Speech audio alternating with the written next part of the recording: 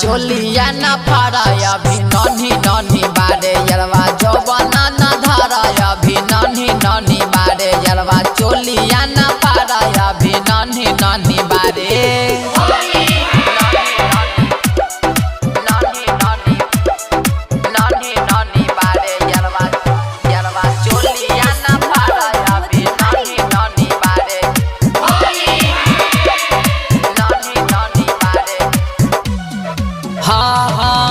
बाल्टी से भर के रंगबा डाला चोली के भीतरबा भीतरी गुदगुदाता हो जाई सगड़ो हाला हो जाई सगड़ो हाला हो जाई ए जान बाल्टी से भर के रंगबा डाला चोली के भीतरबा भीतरी गुदगुदाता हो जाई सगड़ो हाला कहतानी बात हमर ध्यान से सुना यरवा जवाना न धर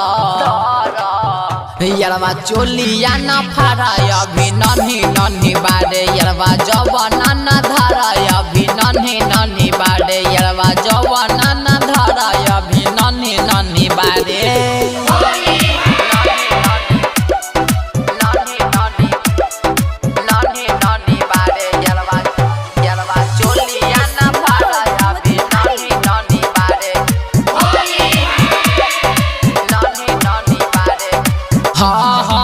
कोयले बा घर में माना डाला ना रंग मन माना जान जई है भैया हमरो तामरी है माना माना तामरी है माना माना तामरी है माना माना कोयले बा घर में माना डाला ना रंग मन माना जान जई है भैया हमरो तामरी है माना माना कहतानी सुना तानी बनटी बेदर्दी रंगवा चोली में ना डाला